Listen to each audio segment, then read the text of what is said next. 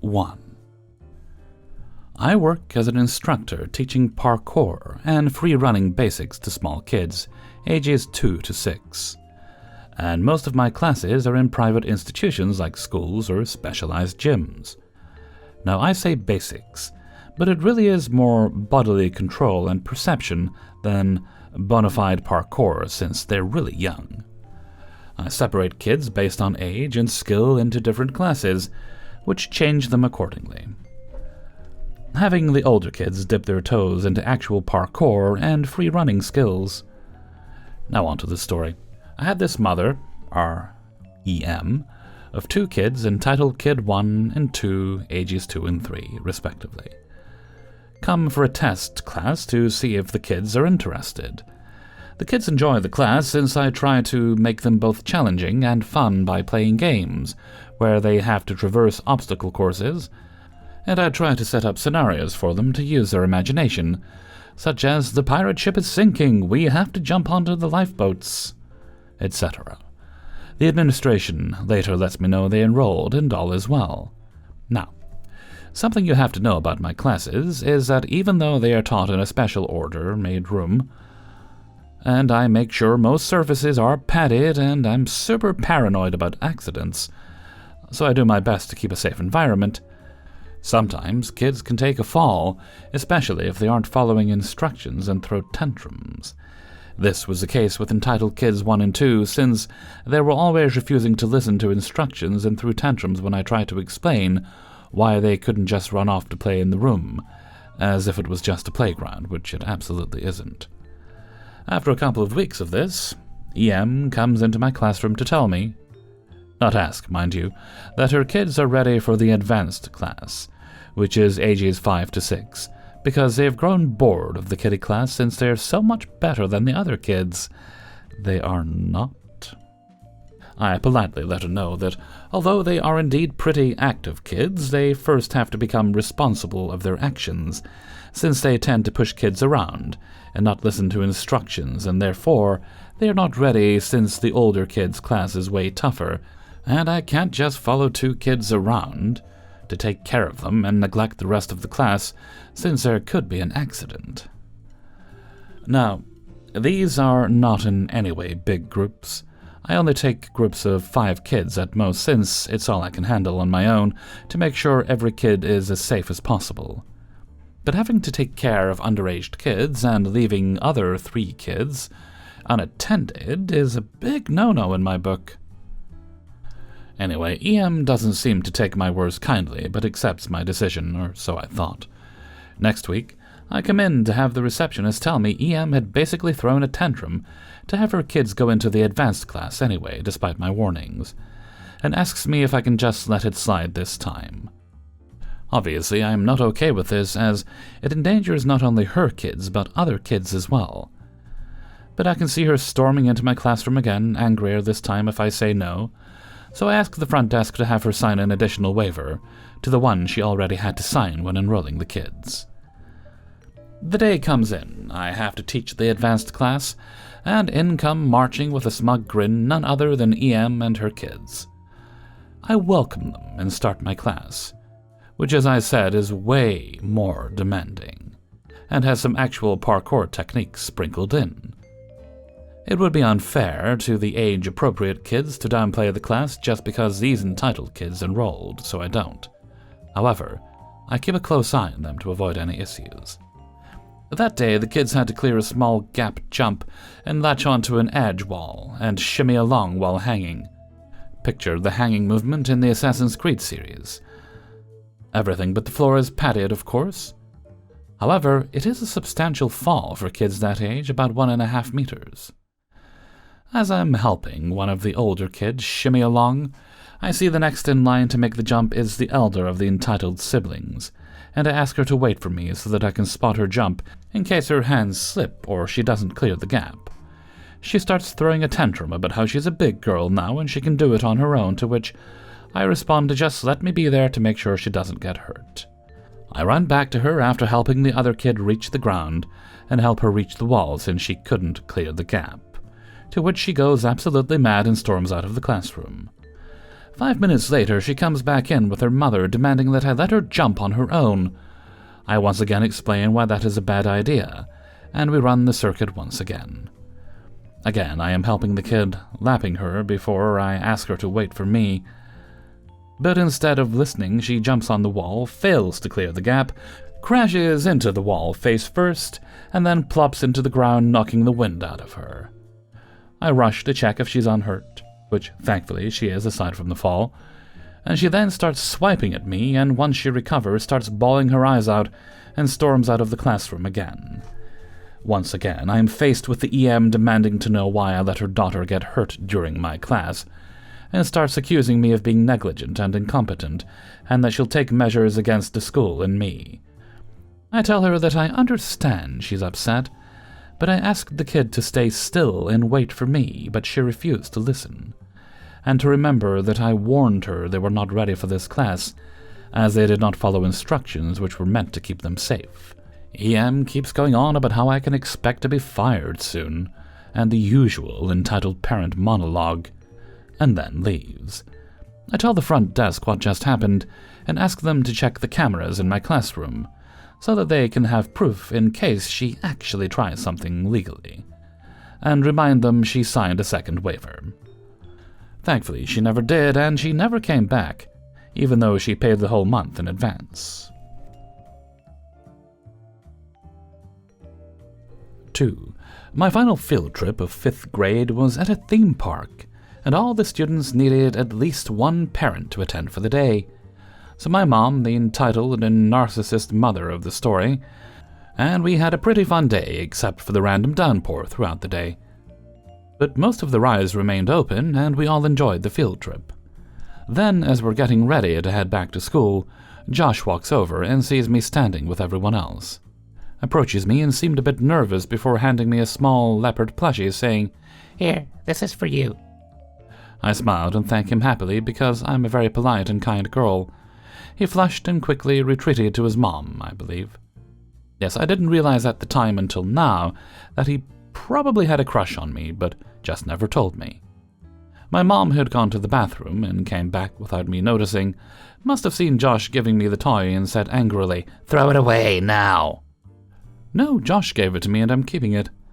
I'll note Josh is the only classmate who's given me a gift and not teased or bullied me for being the only Asian student in our class. It also doesn't help that my parents never believed me when I was being bullied by my classmates or supported me. When I needed extra help with my math homework, which I had to get tutored by my cousin, she's a month younger than me, to do my homework. Then when she saw I wasn't going to throw away the stuffed animal, she decided to say this. "If you don't throw it away, they'll come into your room and take you away." Yes, she said this, but maybe a bit too loud, because Jane, Josh's mom, gave my mom a WTF look and started coming over, but Jenny, a different 5th grade teacher chaperone, stepped in and said to my mom, "Oh, that's such a cute gesture, and I'm sure he's been looking for Dragon Crystal to give it to her." Which caused my mom to leave me alone, because we were surrounded by other teachers along with students. After we left and we were driving home, my mom glared at me and said angrily, "Get rid of that toy. They probably stuck a camera in there so they can spy on you." I'm not throwing it away. Josh gave it to me and I'm keeping it. I proceeded to hide it from my mom for a full year, and she eventually forgot about it. No, there wasn't a camera in it, cause he had gotten it from those basketball hoop games that were around the arcade side of the theme park. Sadly, I haven't seen him since then, cause I actually got held back and had to retake 5th grade again, but this time with Jenny as my teacher, and this was how she and I became best friends. Yes, I still own the plushie. It's on my bed, and my comfort toy when I'm overwhelmed by my parents' toxicity. I have other stories about getting an action figure, and that'll be another story by itself. 3. My mom has always hated that I didn't like acting like a girl, and would get annoyed at me for wanting to dress up or cosplaying as guy characters. So when I decided to get action figures, she became extra pissed at me because I kept one of them. I'm into a Japanese action series called Kamen Riders, And it was also because of my dad, who had bought a dubbed version of the last 3 episodes of the series that came out around 1992 or so. So this was back when VHS was the norm, which I hadn't realized actually continued until I found it on YouTube.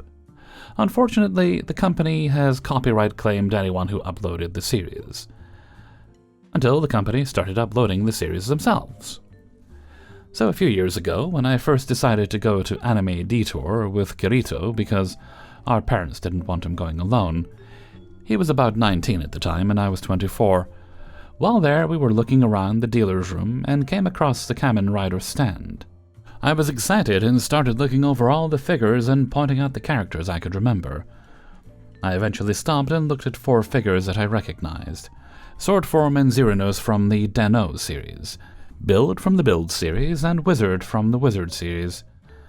At first I wanted to get Wizard, but I thought of Vivi, our other brother who wasn't there, and I bought Swordform and Xeranos instead. I messaged Vivi later and told him that I bought 2 figures, but didn't tell him which ones I got, as I wanted it to be a surprise for him. The convention ends on Sunday afternoon, and when we got home, I took out the figures from my backpack. Yes, I had brought my college backpack to carry extra things we bought, and hold them up saying, "Who do you want?" Vivi smiles and points to Swordform. I knew he was going to pick him because I had gotten him into the series and incorporated some of the Den-O characters into our Minecraft role-playing story that we hope to turn into a full series. Our mom sees this happening and glares at me when she realized that I was keeping Xeranos, before saying, "Give it to Kirito." No, I bought it with my own money. "You're a girl and girls don't keep action figures." No, I bought it and I'm not giving it away. You tried to make me throw away a gift given to me by my classmate in the previous story, but I refused to, and you forced me to give away so many things of mine, only for Molly and Mel to break not long afterwards. Then you started telling me if I want anything I should buy it with my money, so I did just that. Now leave me alone. My mom was so mad and threatened to take it away from me when I'm not home. Again, I had to hide it for a few months to prevent her from finding it. Then, when I called her out on it, she pretended not to remember saying it, and claimed I made it up. I hoped to buy more of them. Sadly, they haven't been coming to the convention lately, but I'm still looking for them, and just last June I went again, and instead of Kamen Rider, I saw all the dragons instead. Well, as by my username, Dragon Crystal, I went over and looked at all the dragon plushies. I ended up buying a small keychain size one of Pocket Dragon because my mom will kick my door down if I came home with a room size one. I also bought a few other Godzilla characters keychains, including Godzilla Zord, Dragon Zord from the Mighty Morphin Power Rangers. After the convention, I lied to my mom that the Pocket Dragon was a gift from my friend to get her off my back. Godzilla Zord is the goofy nickname Vivi and I called the Dragon Zord, because the Dragon Zord was based off of Godzilla. So don't get mad at me for calling it this. 4. I thought I would share a few crazy things my mother-in-law has done. We went no contact for almost 3 years, but due to siblings, nieces, and nephews involved, we agreed to speak to her again due to them being banned from speaking to us. 1. We announced I was pregnant and my parents offered to buy us a pushchair. My partner told his mum that night when we went round, and within 20 minutes she messaged me telling me she had just gone to someone's house and purchased a pushchair off Facebook. Didn't ask me if it was okay, but I said thank you anyway, to be polite. I was only 8 weeks pregnant. This continued every time my mum bought the baby something. She would buy a better brand. 2. Turned up uninvited to my home birth, and had to be told 5 times by myself and the midwife to leave, and refused, then filmed me coming out of the ambulance. I was bleeding out. 3. Walked into the room when I got to the hospital and asked, "Have you had a picture with him yet?" I said no, and she pulled her phone out. I went to pose with the baby, and she passed her phone to my partner, lifted my newborn out of my arms and said, "Good, first photo with your nana. I love you more than anybody else does." 4. Demanded my partner change my child's name behind my back, both last names double-barreled. Told him because the baby has my name, I can legally steal him, and keep him away forever if we split up, and he would have no rights, and told him to forge my signature. 5 would turn up first thing in the morning, take my baby, starting at 6 weeks old. I would be crying, but at this point my partner wouldn't stand up to her, and would take him from me as she convinced him I was going crazy. 6 would change his outfits as soon as she got in the car and say it pooped through. Clothes came back without a mark and she hadn't washed them. Would also tell other people he had pooped through every time she picked him up. 7 would ring me while she had company, telling me off for forgetting to pack milk and bottles, etc. These missing items would turn up at drop-off, and she would blame her children, saying they must have misplaced it. Suspicions later confirmed, and she was telling people I never packed him milk, etc. 8 would keep my baby for 10 hours at a time, decided to set boundaries and ask for a later pickup. She would come at 6 a.m. some days, and be dropped off at 4 p.m. She threw me a filthy look, stormed out with my baby, and decided to punish me for my cheek by bringing him back at 11 p.m. Then cried to my partner that I was keeping the baby away from her on purpose, and wanted to spoil their time together. 9 I got pregnant again, and had an emergency hospital appointment early the next morning, so the baby slept at my mom's house. They demanded an answer as to why I let the baby sleep at my mom's house, and why I didn't think to ask them first. I lost it at this point, told them it's my motherfucking baby, not theirs, and they don't control me. I then went no contact and refused to see them, so my partner would take the baby round to theirs. 10 spent every visit with my partner demanding rules for the new baby since I wouldn't speak to them. Since they expected overnight stays, to make it fair, as I always get the babies. Yeah, they're mine. 11 demanded to come to the hospital when I gave birth and sent my partner guilt-tripping messages telling him to let them come visit whether I like it or not. I said since they've spent my entire pregnancy bad-mouthing me, telling my partner to put me in my place, calling me an evil little bitch and slag, and due to their disrespect at the last birth, I did not want to see them. 12 allowed them to come round to see the baby the day after we got home. Got home very late, and they snatched the babies, walked into my kitchen, and closed the door. My partner finally had enough and went no contact. There was a lot more than just this. Arguments pretty much every day, sometimes multiple. They made demands with the children, and when we refused, they said they would take us to court for custody of them. 14 has posted poo in my front garden. No evidence of this, but it was after a nasty argument, and it looked like perfectly placed dried cat poo, which wasn't there 15 minutes prior when my partner went to the shop. Yes, she has a cat and a litter tray. Luckily, my partner takes no trouble from her anymore, and I don't even need to ask him to step in. I think us nearly splitting due to the trouble from her made him realize how serious it was. 5 Now, I've always kinda hoped I would have a story to post here, but I didn't expect it to happen like it did. For a little context, I'm a delivery driver for the big rainforest company. On this particular day, it had been raining despite the reports promising sun, so I didn't prepare for the sudden change.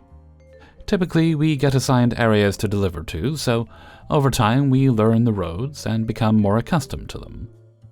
We recently changed contracts for areas, so the area I was delivering to is fairly new to me. I'm driving down a small road, pouring with rain, at about 15 miles per hour when I see a kid dart out from between two cars. Naturally, I hit the brakes and stop. I look around for any sign of a parent. Nothing. I can't see anyone. I then look back to the road and the kid is gone. Now, I'm not about to go out and chase after the kid, so I just keep going to the end of the road to make my delivery. As I make my way back down, I see another car trying to park, but the kid from before and I assume his brother are both running around the moving vehicle. These kids couldn't have been older than 5. The woman driving the car almost hits the kid with the back bumper. I know that it was unintentional, as the kid was short and he was right in the blind spot. Thankfully, the kid ran off again, allowing the woman to park. I drive on and roll down my window. I tell the kids, "Hey, Don't go running around on the road, it's dangerous. I then hear a very loud, "Who do you think you are?" Karen turns up with the typical haircut up to my van. "Who the fuck are you?" "I'm sorry, are you the mum?" "Yeah, stop telling my kids what to do." I'm quite ticked off right now. 2 vehicles have almost hit their kid, and all I was trying to do was warn them of the danger. I try to keep my composure. "You need to tell your kids to stay off the road. It's dangerous. The other woman almost hit them." "I'm watching them. They're safe. Who do you think you are telling my kids what to do?" I just want to get out of here now, so I snap and just start yelling myself, "I'm not the one who's going to end up with dead kids." "Get the fuck off my road and buy a bigger shirt, you fat bitch." Now that was a little uncalled for, so I turn on my engine and yell out at her, "At least my shirt will be cheaper than a coffin." And I drive off, just hearing screaming. I'm more than likely going to be delivering here again in the future. I'm half tempted to get an empty cardboard box and keep it on hand if she tries anything again. Hey everybody, Hellfreezer here, and thank you very much for listening to The Impractical Proudness of Parrots, Ipop, episode 118. And thank you very much to everybody who allowed me to use their stories in this video. And I think I also have a little shout out to give that goes to, yes, Reddit user The Real Adaminator. I think that's right. The Real Adaminator. And I'll have a link to their YouTube channel where they do dubs of Kingdom Hearts videos. That'll be next to their story number 5 in the description. If that's something you're interested in, you can pop along and have a look. Okay, I don't think there's any other business, no other shout-outs. No, I do have one on a Friday to do. But for now, let's move right along to Hellfreezer's question of the day. And today's question is, what is your preferred form of exercise? Quite simply for me, my preferred form of exercise is walking, but I live in Scotland, so it rains a lot, and I don't like walking in the rain. I also enjoy riding my bicycle, but again, as I've mentioned previously, I don't like bicycling in the rain. I am working on getting a treadmill, but they're very, very expensive, at least for the ones I want, one that's going to last for a while. So it's going to take a bit of time, but that is kind of one of my main goals at the moment. So why don't you let me know what you think in a comment below. And with that, I'm going to head off for now. So until next time, thank you very much for listening, and take very good care of yourself.